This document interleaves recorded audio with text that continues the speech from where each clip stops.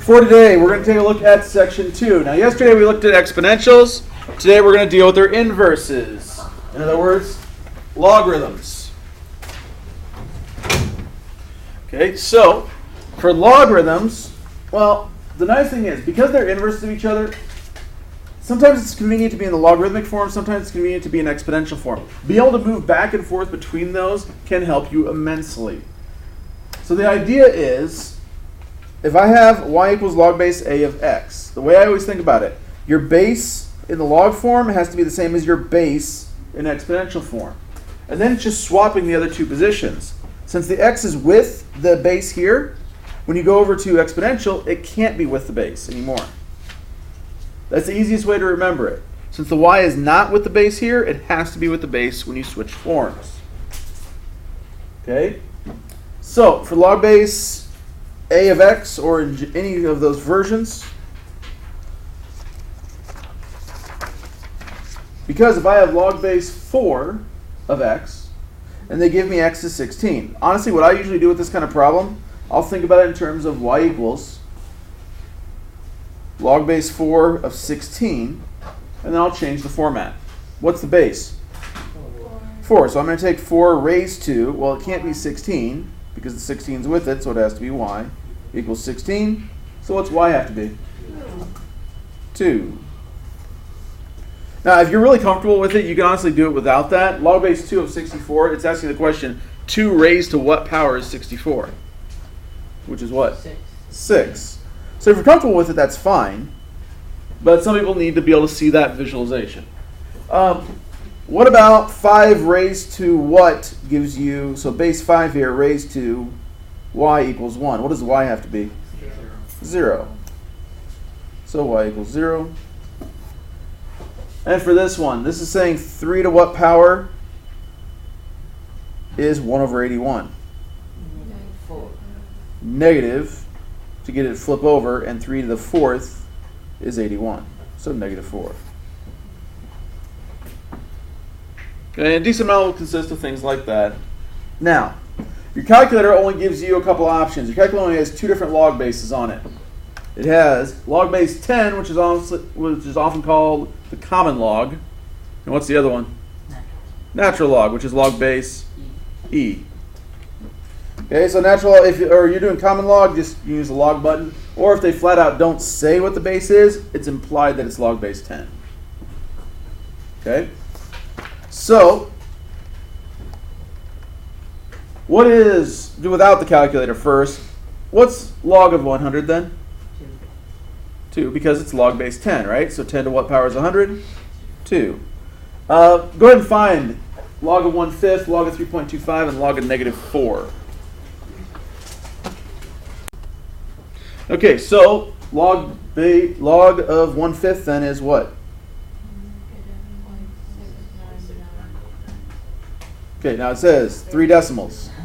So what is it again? Negative 0.699. Negative 0.699. Okay. Anything that's going to be a fraction less than 1 is going to be a negative number. What about 3.25? What's that give you? 0.512.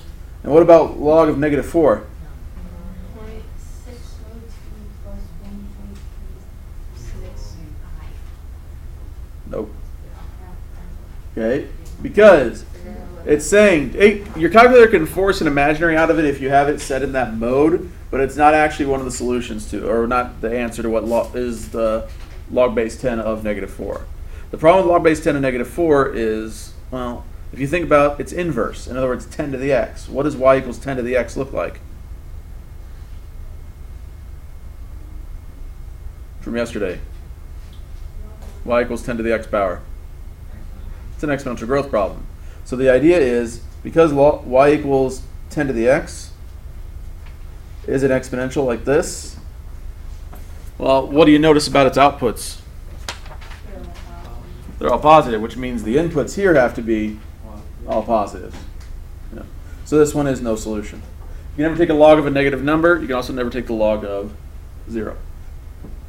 And it's because its inverse, the original, or however you want to think of it, the exponential, has no output values that can be those. All right, so basic properties.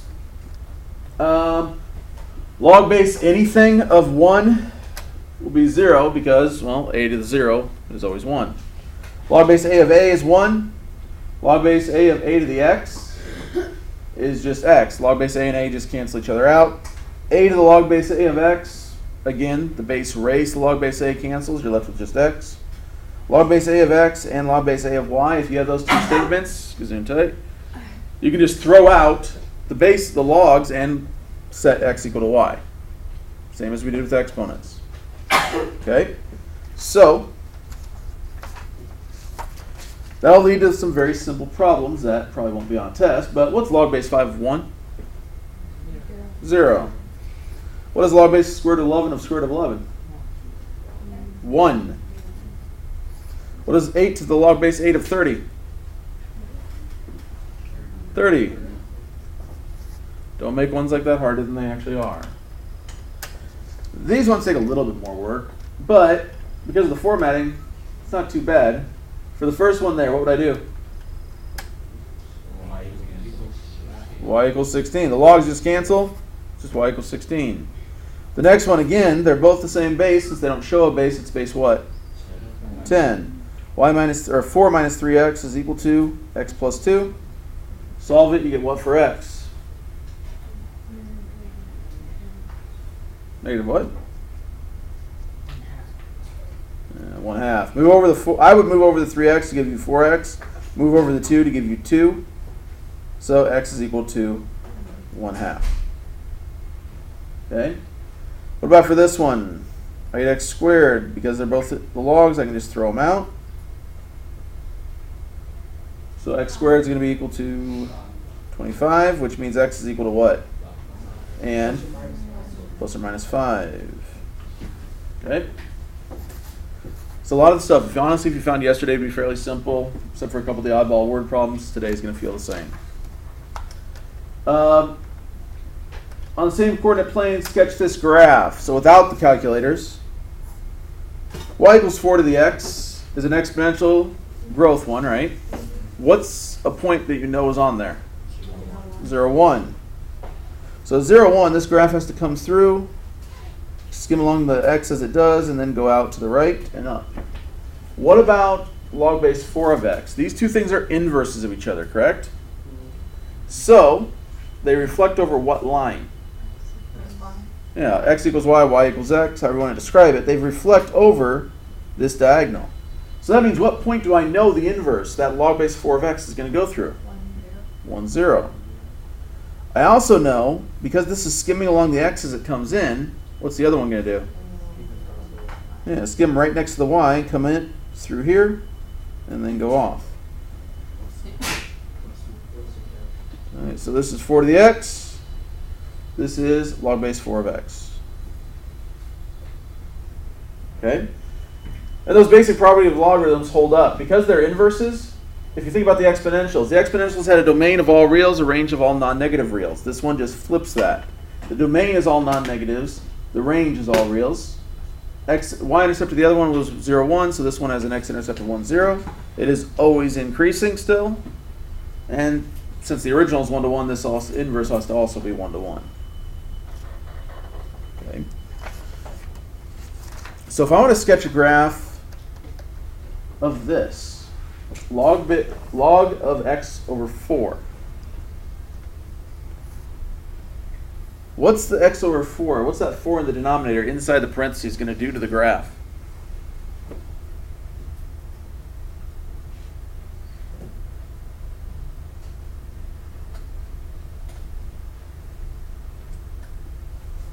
What is it when you basically have 1/4 times x, right? Inside the parentheses. What's a multiplier going to do when it's applied directly to the x? What type of transformation is going to happen?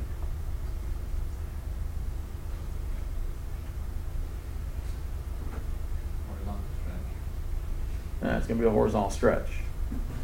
Because it always does the opposite. If there's 1/4 on the outside, that would be a vertical shrink by a factor of 1/4. Because it's on the inside like this, it's going to stretch it horizontally by a factor of 4. So that point that was at 1, 0 now becomes where? 4, 0. So this thing goes through 4, 0. And because it's stretching horizontally, it's not going to look like it's going up quite as fast. Okay? Or going down quite as fast. So what ends up happening with this graph? It ends up very tight to the y-axis until the last possible moment, and then comes up and through, and then just kind of barely goes away from the x at a much slower pace than what log of x would be. Okay? Graph that on your calculator, you can see that it goes to the same spot. One thing though, do graph on your calculator real quick because it looks a little strange. Because the one downside of this calculator, always doing the asymptotes in full, or not showing the asymptotes I should say, is when you graph it. Give it a second. You can see that it just kind of stops. It is there. If I trace and do 0.00001, it'll give me a value. But the line just kind of looks like it stops. It's just so tight to the x that you can't see it there. Okay? Anyway. But it's going through 4, 0, or 4, 0, if I could talk. And it just kind of flattens it out vertically and stretches it horizontally. For this one, what type of transformation is going on for if you have log base 3 of x and you change it to log base 3 of x minus 1? What translation is going on here? Yeah, it's going to go down 1. If they don't show parentheses like this, assume that that negative 1 or whatever it is outside of the function. So what's the one on the right going to do? 2 to the left, yep. And for some reason I started writing in cursive. It's because of the logs. I always write the logs in cursive to make them look like not, so it doesn't look like 10G.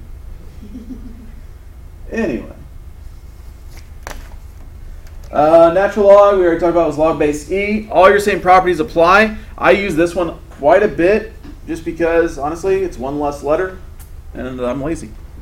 So, if I have this function, ln of x plus 1, which one of these is not going to exist? C. Why? Because it's negative 2. And again, where's ln on your calculator? Right below log. They're right next to each other, right on the left side. I'm not going to bother having you punch these into the calculator. Natural log, all your same rules apply that applied with regular logs. It's just since it's log base e, ln of 1 is still 0, just like log base anything of 1 is 0. ln of e is 1, ln of e to the x is x, as well as e to the ln of x is x. ln of x and ln of y, you can throw out the ln, set what's inside the logs equal. So the same properties as what were there for any other logarithm. Okay? So if I want to simplify some basic ones, what's ln of e to the 1/3? 1/3. What's e to the ln of 8? 8. What's 15 times ln of 1?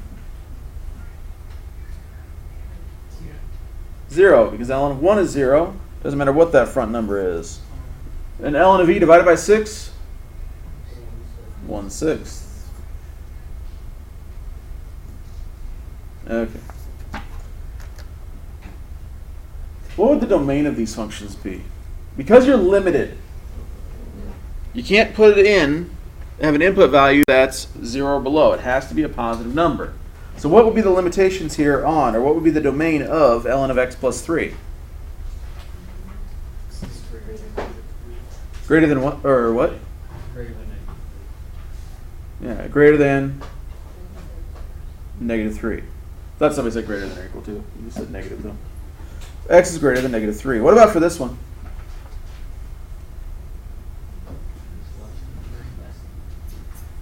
X is less than what? 3. X is less than 3. Now, the book will also do these as that interval notation. Okay? As long as you remember what they mean, that's fine. What about for the last one?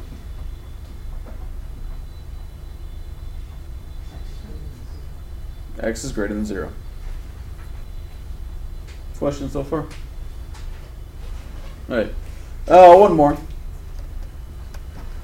Students in a math class were given an exam and then retested monthly with an equivalent exam. The idea is they're not taught the material again. Okay, they just have to retake the same type of test.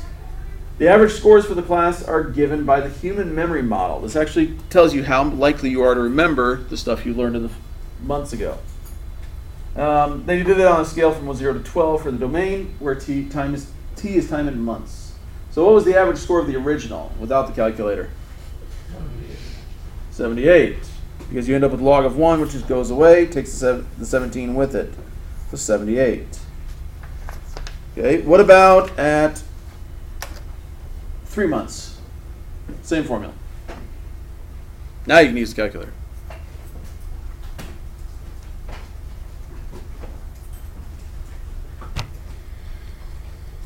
What do you get for 3 months?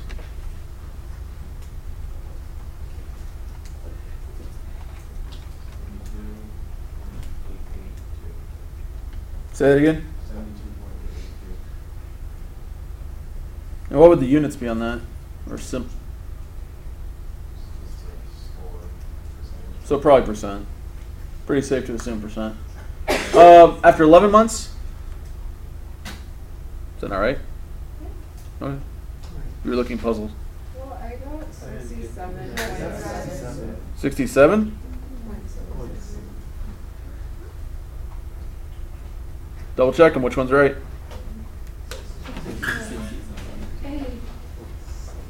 Yeah, it should be the 67.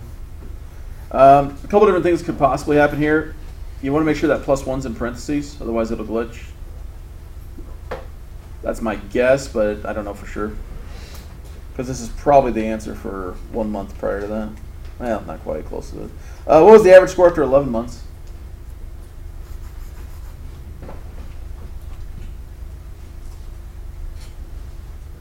$59.65. 59?